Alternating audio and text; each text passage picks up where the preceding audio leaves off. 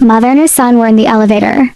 Suddenly, it started shaking and rapidly descended. In an instant, it dropped to the basement, and both of them landed heavily on the floor. Fortunately, the boy was relatively unharmed, but the mother after the fall lost consciousness due to a head injury. The boy quickly called 911.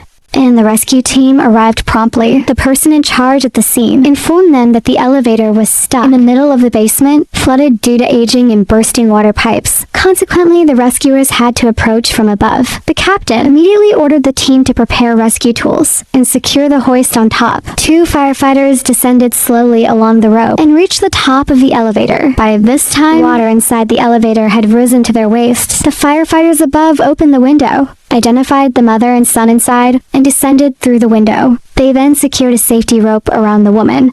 Upon receiving the signal, the captain instructed to start the hoist, pulling the woman up from the elevator successfully. However, when it came to rescuing the boy, the elevator suddenly shook. What the hell happened? The weight of the water is pulling us down. Alright, grab the kid and get the hell out of there. And they only had 1 set of protective gear, insufficient for 2 person. The firefighter gave the protective gear to the boy. Alright, let's free with it. Come on, ready. Ready, and the captain quickly accelerated the rope. Using his hands, they managed to pull the boy up just in time. But by then, the firefighter below had been submerged in water. The team above urgently shouted inside, fortunately leveraging the buoyancy of the water. He managed to climb up from inside. In the end, they successfully completed the rescue mission, narrowly escaping any mishaps.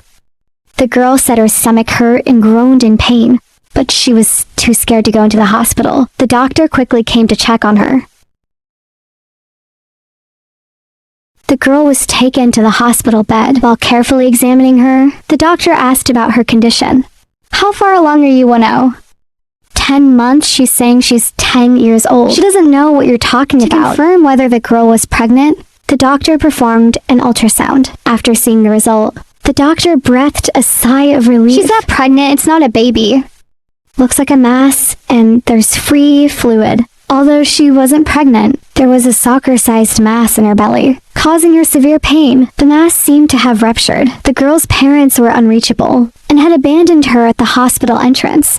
The doctors were furious. They reported the case to the police and contacted child welfare authorities while preparing to remove the mass as quickly as possible, and the mass was successfully removed. All the doctors were shocked. The mass had filled the entire abdominal cavity, pushing her organs to one side and weighed 7.8 pounds. During the surgery, the girl suffered severe liver bleeding and almost died on the operating table. Fortunately, Dr. Gray used a balloon tamponade technique to stop the liver bleeding. The baby's face turned purple and motionless, but the mother laughed exceptionally happily. However, the blood on her hands caught the attention of the cop, so the cop immediately asked her to get out of the car and handcuffed her. Even though her hands and feet were covered in blood, she still didn't stop arguing with the cop. The cop quickly checked the baby's condition, found the baby struggling to breathe with a purple face, but the woman insisted the baby was perfectly fine. The cop quickly contacted the rescue team and rushed the baby to the hospital. Soon the cop found a fake belly in the trunk of her car. All signs indicated that the woman was definitely the baby's mother. The baby was undoubtedly stolen by her from somewhere, but facing the cop's questioning, the woman insisted that she was the baby's mother. On the other side, 911. One dispatch center received a distress call. A pregnant woman claimed someone cut open her belly and locked her up, but she didn't know the exact location. As she spoke, the call suddenly went silent. Seeing the situation becoming critical, the operator quickly contacted her husband.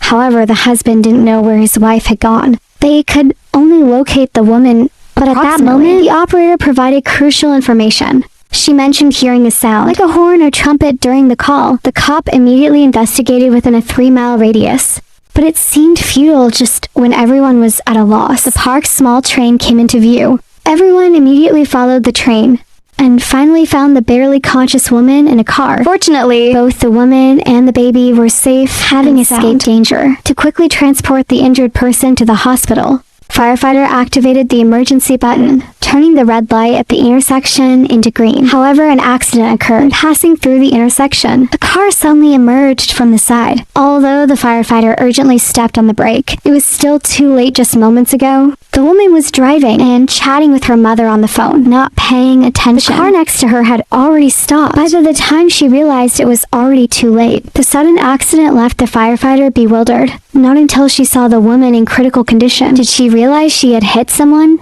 Hastily, she got out of the truck to fetch the first aid kit, and the teammate behind also approached to inquire about the situation.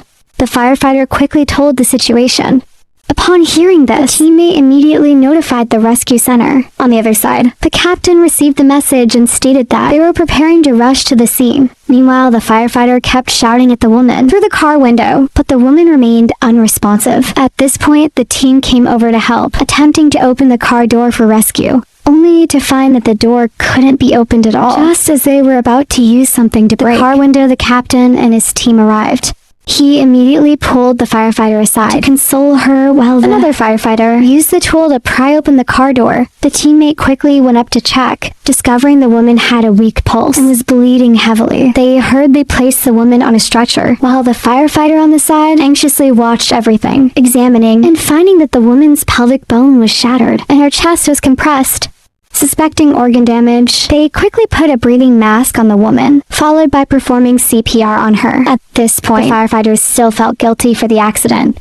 However, no matter how hard the team tried to rescue her, the woman remained unresponsive. The cop, who was also the firefighter's good friend, also rushed to the scene at this moment. The firefighter was on the verge of collapse. The cop quickly comforted her. She told the firefighter that in the subsequent investigation, she must truthfully recount the events, but the firefighter's gaze remained on the woman until she saw that the woman could not be saved. She instantly collapsed and slumped to the ground. Then she broke down in tears in the arms of the cop. The woman was stuck on the balcony. At any moment she could fall. Her son immediately dialed 911. The rescue quickly set up a ladder for the rescue. A firefighter first placed a life buoy around the woman. Just to be safe, they also placed a wooden board below.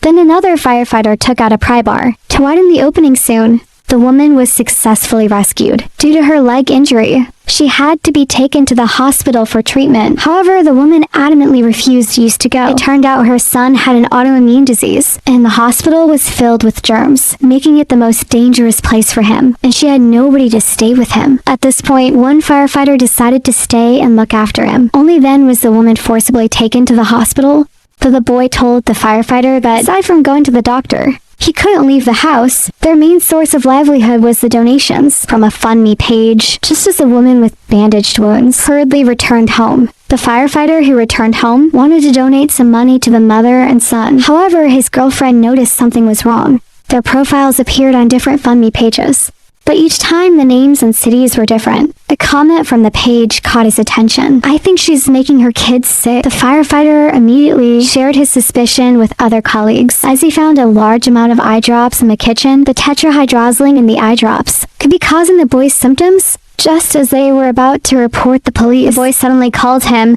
His mother was lying on the floor convulsing, and when the rescue team arrived, the woman had already passed out. It turned out the boy discovered his mother consistently putting eye drops in his food, and out of curiosity, he had secretly added some to her food. Unfortunately, he miscalculated the dosage. Fortunately, a rattlesnake crawled out of the clothes, but the child was shaking a bell at it, completely unaware the danger was approaching. At that moment, the room had only him in it. The mother, who was dining outside, immediately saw the situation on the monitor and called 911. Firefighters arrived, forcibly opened the door.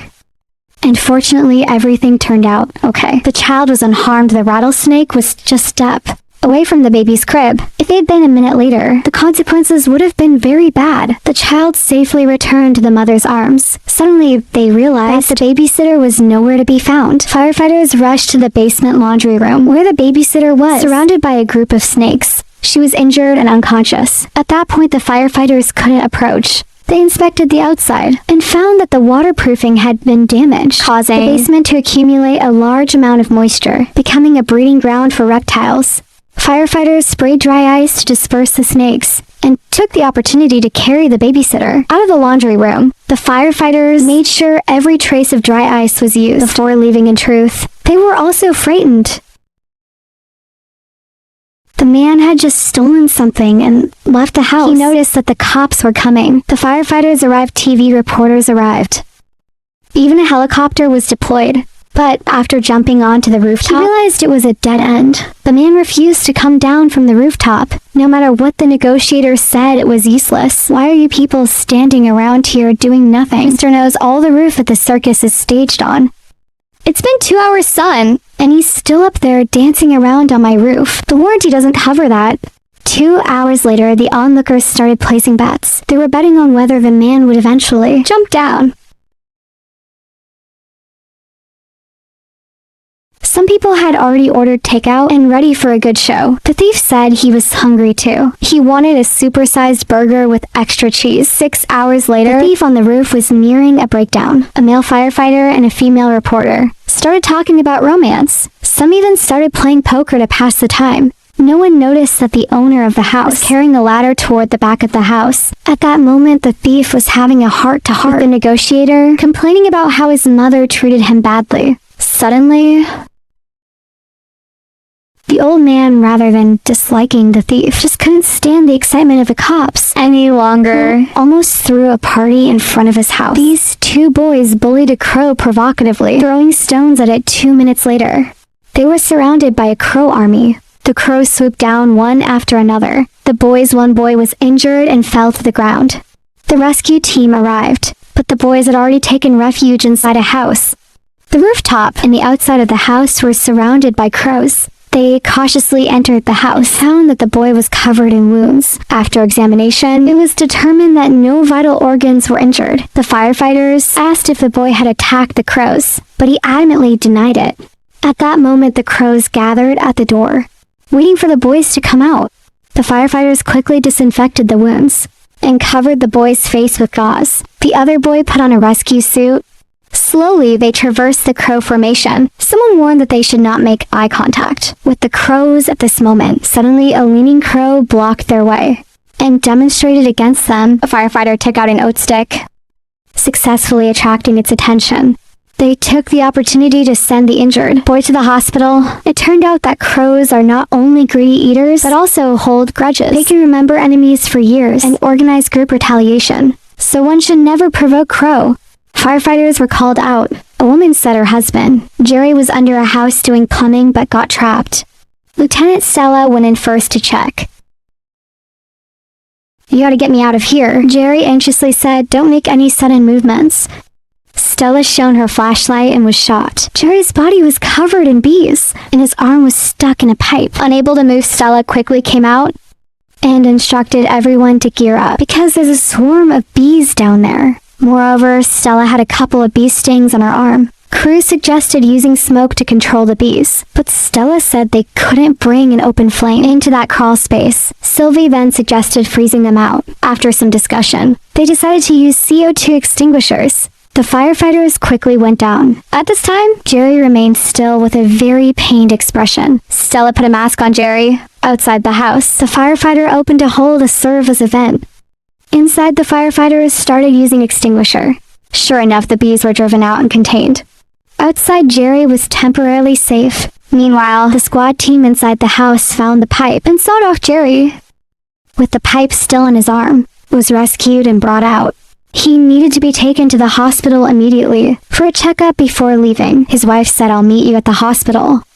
I don't want to say I told you so, but we're hiring. Firehouse decided to play hero. What's your candidate up to? Gallo, what the hell are you doing? He jumped from balcony to balcony, determined to reach the man.